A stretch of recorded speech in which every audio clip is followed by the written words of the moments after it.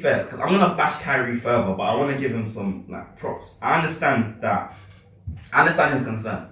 Mm-hmm. The concerns about the league restarting, they're not to do with COVID. Like other players have expressed their concerns in that regard. Like Dave Lillard was talking to Adam Silver, and he was saying like he's still a bit worried about Corona in terms of replaying, but like he's willing to take the risk. And I feel that that's the consensus around the league. Yeah. But with regards to what people like Kyrie and Dwight Howard are saying about them not wanting basketball to distract like America from what's going on and like the activism that's going on and Black Lives Matter and like those human rights campaigns. I understand that to an extent. I understand that if you just go out and play basketball. Like if you just go, you play basketball, post-match press conference, you just talk about the game, you just talk about the playoffs, go about your business, you don't say no. I understand, it will 100% be a distraction. They'll use it as a distraction. But here's the thing. All of those people in America that are tired of seeing Black Lives Matter, that are tired of seeing this, that on the news, they're gonna watch basketball. Whether they like it or not, they're gonna watch basketball because they ain't got a choice. There's no baseball, there's no NFL, there's no hockey. They're gonna watch basketball, okay? And that's your platform. That's where you speak. That's where you continue the activism. And because you're not gonna get paid if you don't play, mind you, you're gonna get paid if you don't play. And I don't know what Kyrie's doing with his money. He's probably exchanging it for Baileys or something like that to try and flip for future investments or set up his own cryptocurrency with Spencer Dinwiddie. I don't know what's going on. But this is the thing. These guys are not meant to be the leaders. Malcolm X said it before. Why are athletes and entertainers the leaders in these situations? I'm not trying to get too into it, but I'm just saying, you guys aren't meant to be the leaders. You guys, to be fair, the majority of you haven't finished college. And when you're at college, you're probably just doing courses for a year that would, give you enough time to play basketball. What, are you taking their own exams? I don't know. I don't know. I don't know. I ain't gonna talk about that one. I don't know. All I'm saying is that you guys aren't meant to be the spokespeople for like the communities. And that's fine. Let those people who are educated do that. Let those people who are educated speak on the community's behalf. But what you guys have is money and resources. Money that you get from doing what? Playing basketball. Go and play basketball. Every opportunity you can. Say their names. Do you know what I'm saying? Talk about it. Bring it up. Never let it leave the public conscience. And when you get your money, put that into the community. But then again, you have to look at it from the perspective of with the league coming back and then them playing again. Mm-hmm. Before coronavirus, before this whole quarantine period happened, what was the league? What was happening? There was all these kind of injustices going on. People were getting killed already. Mm-hmm. There were people that were getting killed. You've got Eric Garner, you've got Trayvon Martin. All of these people happened already. People said they had I Can't Breathe t-shirts. They had all of this. But what were people speaking about? They were speaking about their highlights. They didn't really care about the I Can't Breathe. Mm-hmm. That was just a quick photo up, plastered it up, 1-2 articles, back to the highlights. And LeBron doing the madness, Kyrie, all the players, whatever. So I think even with bringing the league back, even with them continuing to say their names, continue to do all of this, they've done this before.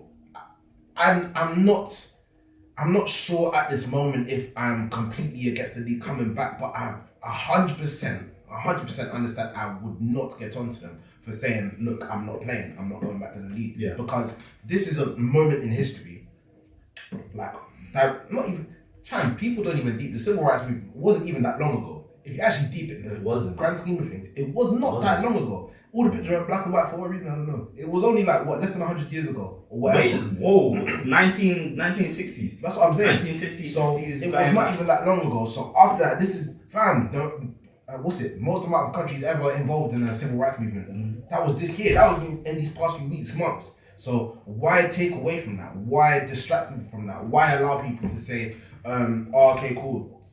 I mean, God forbid, but another person's killed. And then next thing you know, it's followed by a LeBron highlight. Which one are you going to watch? Which one are you going to pay attention to? I understand exactly what you're saying. If it's not basketball, it'll be something else. And even when there's nothing else going on, they're still trying to blow by like things aren't happening. They will still try and find something. Like, the movement goes on. We're campaigning about, this person's been killed by the police, or that person's been killed by a racist individual, a racist white person. And they're trying to then talk about, statues have been thrown in the river. What should we do about the statues?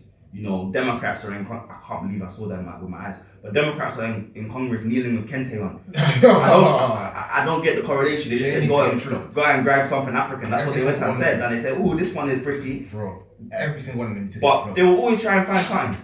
If not basketball, then it will be something else. But then you also have to look at the profile that these players have. The profile that these players have is on another level to pretty much any other sport on the world. And I understand that point. And this is something I was discussing with my brother. And I was the fact of the matter of this. These guys, with the exception of your LeBrons and your Stephs, those guys that transcend basketball. Kyrie doesn't transcend basketball. No, he doesn't.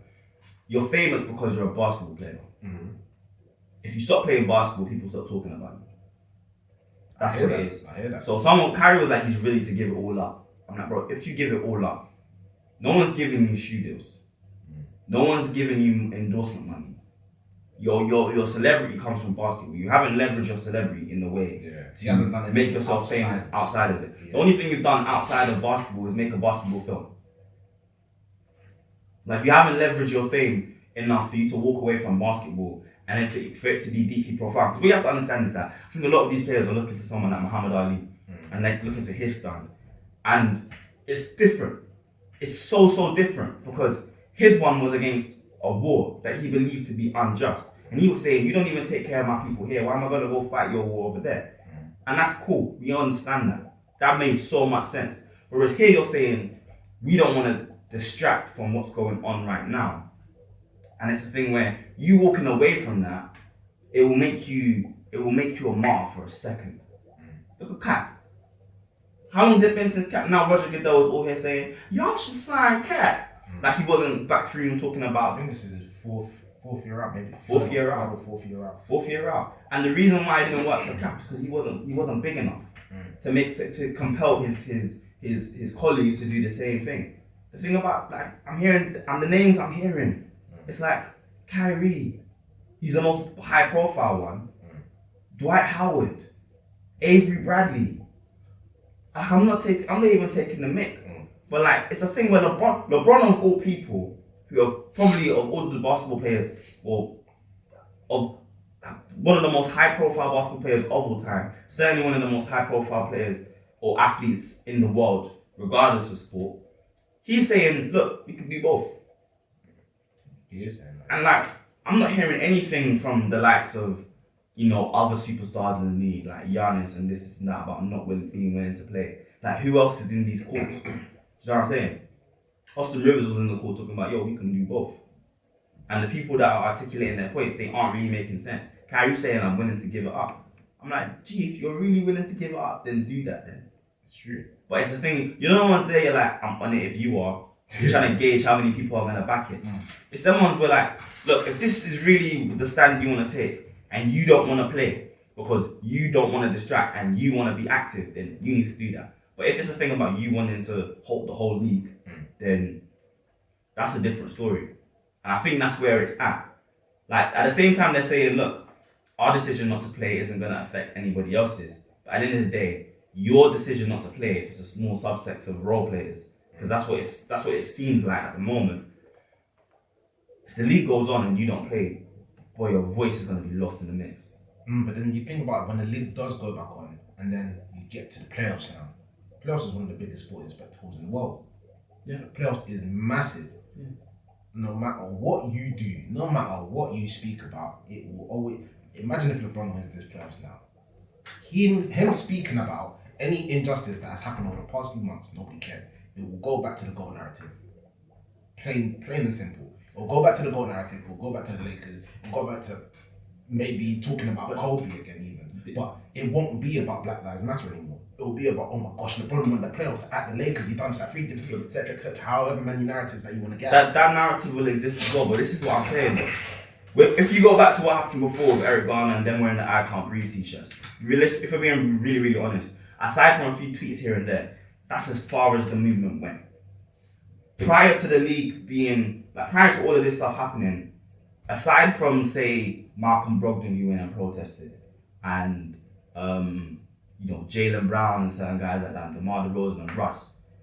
What discussions were these guys pushing? But how far can the movement go though if they're playing every 2 or 3 nights? No, but I'm saying this in terms of like, Dave Chappelle said it best when he dropped 846 like last week. He said the reason why he didn't say anything is because if he starts talking, it becomes about him. He said he wants to let the streets talk. This is the thing, right? The move. If basketball is what quells this movement, that's sad. It is, but that is the harsh reality of the world, isn't it? No, but then that's a damning indictment on one, the people protesting, two, the institutions that are meant to be listening. Like if we as a people are gonna allow basketball to stop us from protesting, then. But the thing is, we have to deep what controls this world. Money, businesses. Businesses are at the heart of the NBA, whether we like it or not. They will pump every single penny of their money into advertising to the league, into what they want it to sound like. If they want to drown out Black Lives Matter, they will, with bombarding everyone with the amount of ads about the league, about the players, about the teams that they want to do. They can do that because they have the capital, they have the money. But however many players speak about it, it's peak. Here's the thing. I understand exactly where you're coming from, and that is a very real reality. But the fact of the matter is the majority of the league is African American players, so they can pump as much money into advertising to make the league look as glossy as possible. You guys are in a position where you have your own set of followings, you have your own fans, right? You have millions of followers, each respectively, etc. You have a platform continuously every day, unfiltered, to say whatever you want to say, to do what you want to do. I understand you're in Orlando, you can't protest, but how big an impact does their presence at a protest have in comparison to what they can do in the long run? Because while these protests matter, it's what happens afterwards that matters even more. And it's putting money, it's closing the gap, using your funds to close the gap. You know what I'm saying? And for some people, like John Moore was on the All the Smoke podcast like a month before all of this stuff happened, and he was talking about like how he does stuff, but he doesn't talk about it. No, talk about it. I understand charity isn't for people to know what you're doing, but it's important for people to know that their communities are being supported by those that they have elevated, those that they have made famous, those that they're giving their money to. It's important to show that we're taking care of our own. It's important to build our own economy in that sense. You need money to do that. You need money to do that. Do you know what I'm saying? And another thing is that big picture, CBA's coming up. You don't play. Number one, you don't get all this money here. Number two, that CBA comes, whoa. Those of you that ain't got max contract, you ain't getting them now. You know what I'm saying? Those rookie deals, they're going down. Those vet deals especially, they're going down. Because the owners are going to be like, we try to get you to come play, you didn't want to play. You didn't want to take a stand. You wanted to take a stand. Ah, cool, well, our money's been affected, so your money's been affected. So what you're trying to say is, with the potential of the league potentially locking out, that they should come and play while they can, get the money while they can, and use it for what it's got, wring it dry, and hope and pray that doesn't happen. But if it comes to it, they've done what they can essentially.